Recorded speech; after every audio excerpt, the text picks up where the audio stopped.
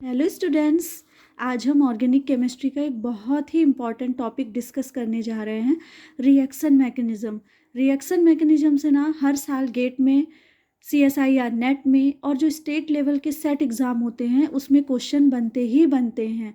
तो सबसे पहले ना हम रिएक्शन मैकेनिज़्म वर्ड का मतलब समझते हैं कि रिएक्शन मैकेनिज़्म वर्ड का मतलब क्या होता है। ठीक है, क्योंकि ना स्टूडेंट्स बहुत डरते हैं रिएक्शन मैकेनिज़्म से और बहुत से स्टूडेंट्स का ये भी कहना है कि ऑर्गेनिक टफ लगती है। बट अगर हम स्टेप बाय स्टेप जाते हैं, हर एक पॉइंट को समझते हैं, तो हो सकता है ये हमें आसान लगे। तो चलिए हम ना इसे बहुत इजी वे में समझेंगे। सबसे पहले हम डिस्कस करेंगे कि रिएक्शन मैकेनिज़्म का मतलब क्या होता है। तो देखिए, जैसे आप सभी जानते हैं कि रिएक्टेंट से प्रोडक्ट बनने में ओल्ड बॉन्ड ब्रेक होते हैं और न्यू बॉन्ड फॉर्म होते हैं।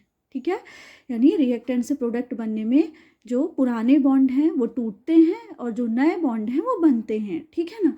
तो पुराने बॉन्ड के टूटने का न्यू बॉन्ड के बनने तक का जो सफ़र होता है, ठीक है, यानी ओल्ड बॉन्ड जो टूट रहे हैं वहाँ से लेकर न्यू बॉन्ड जो बन रहे हैं वहाँ तक का जो सफ़र है वही कहलाता है, वही होती है रिएक्शन मैकेनिज़्म।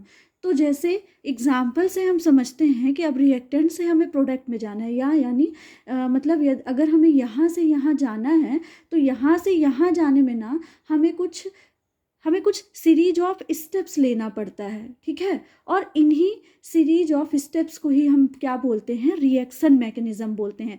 यही सीरीज ऑफ स्टेप्स क्या होती है, रिएक्शन मैकेनिज़्म होती है। ठीक है, तो ऑर्गेनिक केमिस्ट्री में ना ये सीरीज ऑफ स्टेप कुछ पाथवे से होकर जाते हैं, ऐसे डायरेक्टली नहीं चले जाते कि बस एक जगह से दूसरी जगह हम डायरेक्टली पहुंच गए हैं। ठीक है, तो आप याद रखिएगा कि ऑर्गेनिक केमिस्ट्री में ये जो सीरीज ऑफ स्टेप्स हैं ये कुछ पाथवे से होकर जाते हैं। जैसे एग्जांपल देखिए, ये आपका घर है और ये आपका कॉलेज है। तो मान लीजिए आपको ना पॉइंट ए आपका घर है, पॉइंट बी आपका कॉलेज है। तो आपको पॉइंट ए से ना पॉइंट बी में जाना है। तो इसके कई रास्ते हो सकते हैं। अगर ए पाथवे से आपको होकर जाना है तो ये आपके लिए हो सकता है आसान हो। बी पाथवे से अगर आप सोच रहे हो तो आप सोचोगे यहाँ पर ट्रैफिक बहुत है। सी पाथवे से होकर सोचते हो कि अरे ये तो बहुत दूर है। तो फिर आप क्या करोगे, आप ना अपनी सुविधा के अनुसार कोई भी पाथवे चूज कर सकते हो। ठीक है ना। तो सेम ऐसे रिएक्शन भी होती हैं कि वो अपनी सुविधा के अनुसार होती हैं कि हम कौन से पाथवे से होकर ईजिली हो जाएंगे और कौन सा पाथवे हमारे लिए डिफ़िकल्ट होगा। तो यही होती है रिएक्शन मैकेनिज़्म। आइए अब सबसे पहले ना हमें पाथवे को समझना ज़रूरी होता है कि ये पाथवे क्या होता है। तो देखिए, ऑर्गेनिक केमिस्ट्री की अगर हम बात करते हैं तो पूरी रिएक्शन जो है ऑर्गेनिक केमिस्ट्री में, पूरी रिएक्शन एक पाथवे से होकर गुजरती हैं। अब वो पाथवे कौन कौन से होते हैं, जैसे एक होता है आयनिक पाथवे, ठीक है, दूसरा होता है रेडिकल पाथवे और एक होता है कंसर्टेड पाथवे। तो देखिए, ये जो कंसर्टेड वर्ड है ना, ये आपको थोड़ा सा न्यू लगेगा या हो सकता है आप इसे भूल गए हों। तो कंसर्टेड पाथवे अगर हम बात करें तो कंसर्टेड रिएक्शन की बात करें तो कंसर्टेड रिएक्शन ना ऐसी रिएक्शन है जहाँ पर बॉन्ड का टूटना और बनना दोनों साथ साथ में होता है। जैसे आपने पेरीसाइक्लिक, एग्जाम्पल इसका है पेरीसाइक्लिक रिएक्शन में, आप देखते हो कि उसमें बॉन्ड का बनना और बॉन्ड का टूटना दोनों साथ में होता है। तो वही होता है कंसर्टेड पाथवे। अब देखिए यहाँ पर हमारे लिए ना आयनिक पाथवे ये इम्पॉर्टेंट है। ठीक है, और कौन सी रिएक्शन है जो आयनिक पाथवे से होकर जाएगी उसके बारे में हम डिस्कस करेंगे। रेडिकल पाथवे आप इंटरमीडिएट में देखते हैं एंड कंसर्टेड पाथवे जैसे कि मैं बता चुकी हूँ कि आप पेरीसाइक्लिक रिएक्शन में देखते हैं। तो आइए हम डिस्कस करते हैं आयनिक पाथवे को कि आयनिक पाथवे होता क्या है। तो देखिए, आयनिक पाथवे, पहले तो हम इस वर्ड का मतलब समझेंगे। ठीक है, तो आयनिक पाथवे का मतलब है कि इस पाथवे से जो भी रिएक्शन होगी वो केटायन का या एनायन का फॉर्मेशन कर रही होगी।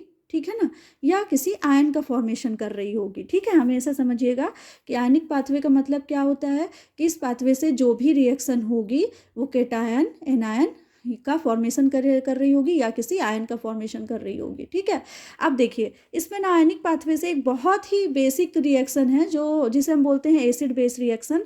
और एसिड बेस रिएक्शन आपने पढ़ी है GOC, जनरल ऑर्गेनिक केमिस्ट्री में। उसके बाद हम देखते हैं सब्स्टिट्यूशन रिएक्शन। ठीक है, आयनिक पाथवे में कौन कौन सी रिएक्शन होती हैं? सबसे पहले होती है एसिड बेस रिएक्शन, फिर होती है सब्स्टिट्यूशन रिएक्शन, फिर होती है एलिमिनेशन रिएक्शन और लास्ट में होती है एडिशन रिएक्शन। तो ये होती हैं ये रिएक्शन किस पाथवे से होकर जाती हैं? आयनिक पाथवे से होकर जाती हैं।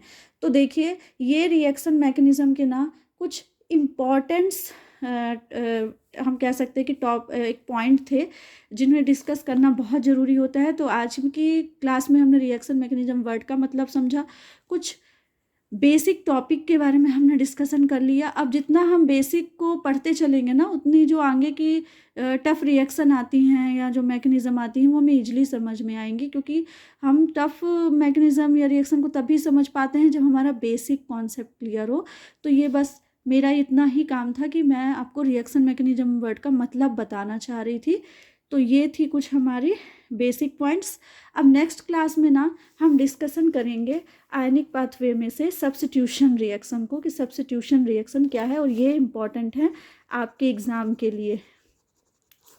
जीओसी हम जनरल ऑर्गेनिक केमिस्ट्री में एसिड बेस रिएक्शन को डिस्कस करेंगे। आयनिक पाथवे में हम पहले सब्स्टिट्यूशन रिएक्शन पढ़ेंगे, फिर एलिमिनेशन रिएक्शन पढ़ेंगे, फिर एडिशन रिएक्शन पढ़ेंगे। Thank you so much guys, पढ़िएगा ज़रूर।